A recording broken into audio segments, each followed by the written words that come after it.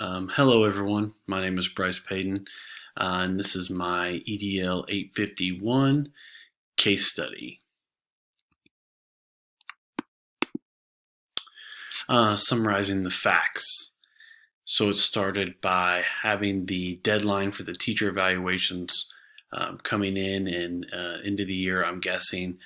The principal was finishing the observations for the evaluations, and for the most part, he was felt pretty good about the teachers that he had, with just one exception in Mrs. Stevens. While while I discussed her lack of motivation with students, too much lecturing, lack of student involvement, even a little bit of loud noises as I was getting ready to walk into the classroom. When I pointed those things out, Mrs. Stevens became defensive of those actions and kind of pointed it back like I hadn't ever taught her class, so I wouldn't know anything about that. Then the principal, myself, I decided it'd be best just to observe her again. And there wasn't any noticeable differences from the last time I had went in there. So when I went on my evaluation, I made the decision to note what I had seen and non-renew her for the following year. And I put a note in her box to meet with her. And when we got into it again, discussing some of the topics on the evaluation sheet, she got very defensive as well again. And I informed her that she was going to be non-renewed. And at that point in time, she was saying that she wasn't given a fair chance. She never received any actionable feedback from supervision or myself, and that she would be seeking legal counsel if need be. Legal or ethical issues. There could be some legal things if the correct interventions or documentation wasn't done and taken care of to help her in the previous year's evaluation. She is fighting for unlawful firing or non-renewable, but I observed multiple times to get to the conclusion on her evaluation, and we're unsure of the improvement plan, if any, if she was on. No breach of contract, but I think ethically, the principal, myself, should have made sure that Mrs. Stevens was on an improvement plan before this tenure year, where the big decision kind of has to be made in the principal's eyes. That work should be done already prior to this year coming up for him.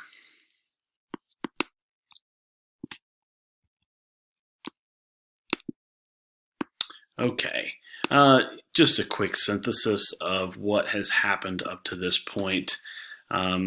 Just reviewing again, the principal is conducting observations to fill out the teacher evaluation forms, to submit those to the superintendent, where he noted after multiple observations, and gathered to non-renew Mrs. Stevens, who then explained that she was going to fight the evaluation process and the results legally if she needed to.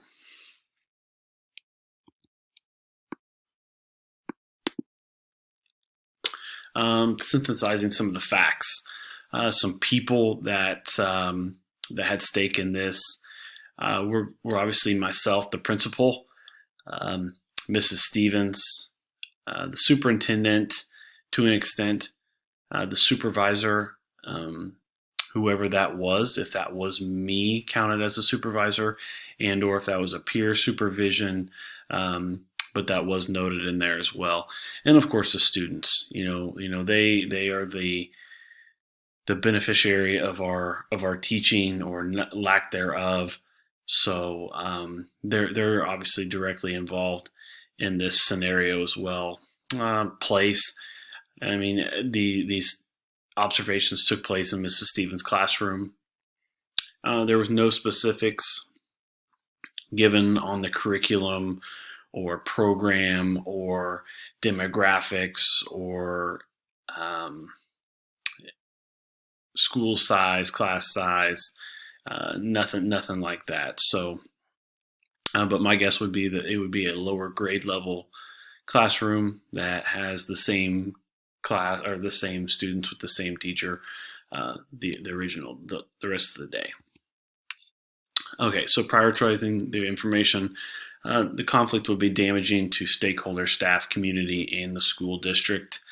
You know, any way that this thing goes, if she gets non-renewed, there could be questions from the staff as to why it took so long. If they saw something that maybe I myself as the principal didn't see, if I go back on it and say, no, I'm not going to do anything. We'll just keep you since we got into an argument. I think that sends a bad message to the staff. Community, parents that are involved with their students, that have students in that classroom. I wouldn't be happy either. The principal and Mrs. Stevens, we obviously have a stake in this, in the outcome of this. The superintendent, I believe the superintendent should be notified prior to these observations that you have the potential to non-renew somebody, or if you're even thinking that is an option. I think at this point in time, myself as the principal going into this classroom, you should know whether you have a chance of non-renewing this person.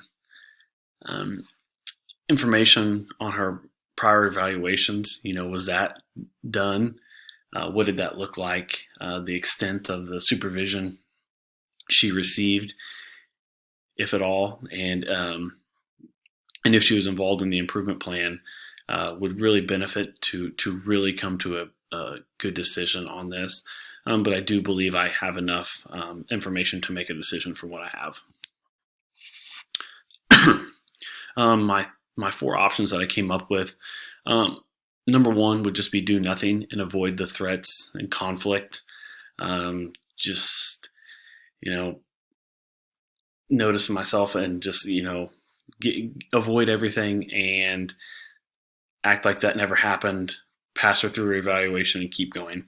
But obviously that has a negative consequence, as I'll be seen as a pushover and she'll see no need to change and the students may suffer. My option two, do nothing and just submit the evaluation to the superintendent to non-renew.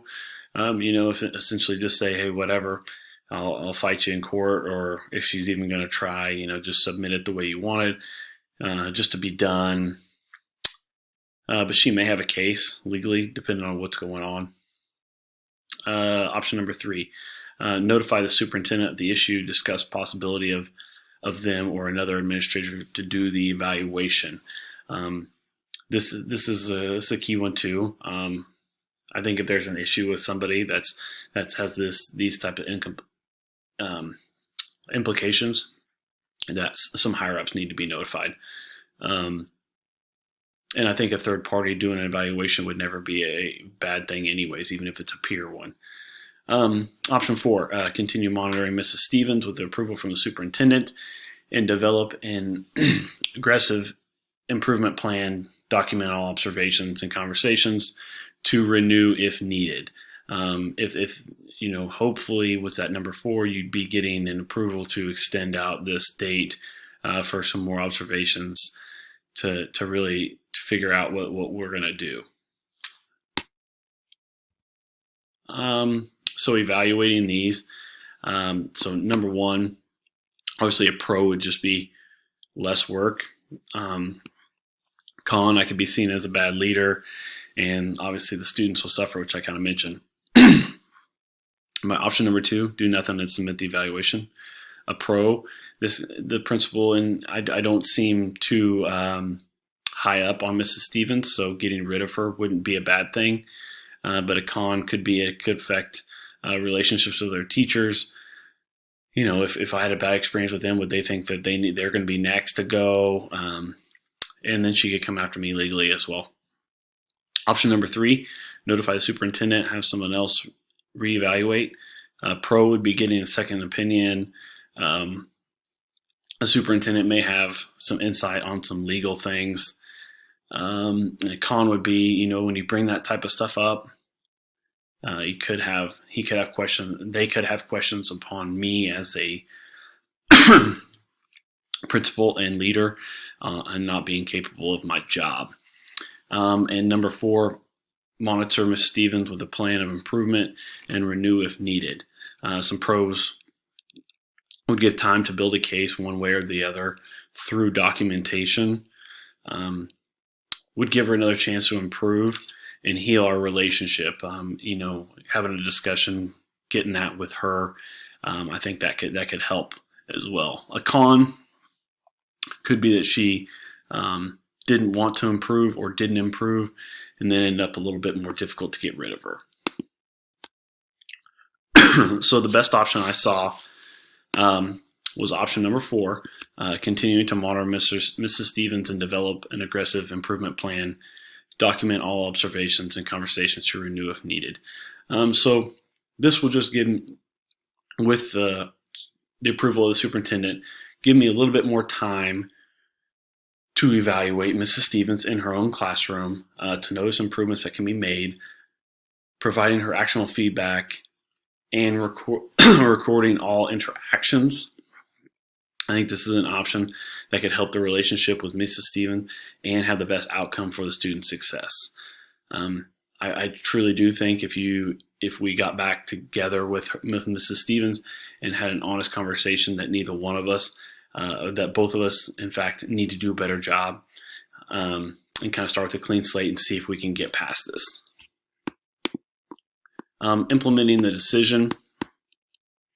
First, I would consult the superintendent on what's going on, to see if we can have an extension on these, what time of the year it is, and see if we have time to do that.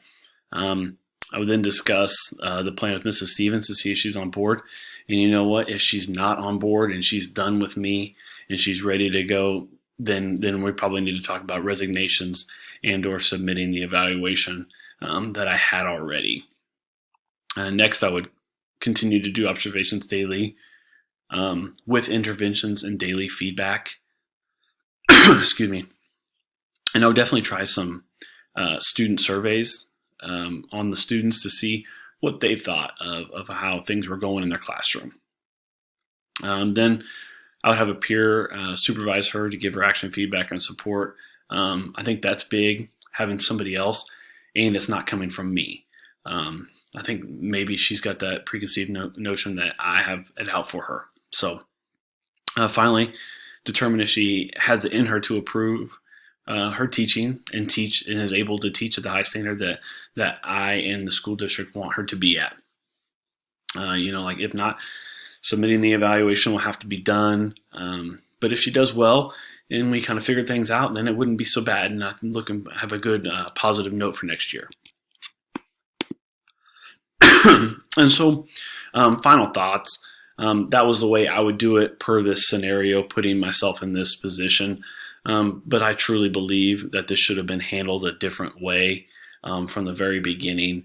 If a teacher's getting close to a tenure, which Kansas doesn't have where I'm at, there should have been red flags throughout the whole process, every year evaluation, not just this one, and then you're going to have to try to come up with a bunch of things on your evaluation to warrant a non-renewal that could get fought legally. But I thought this was a good scenario for us to learn and me to learn specifically. So thank you.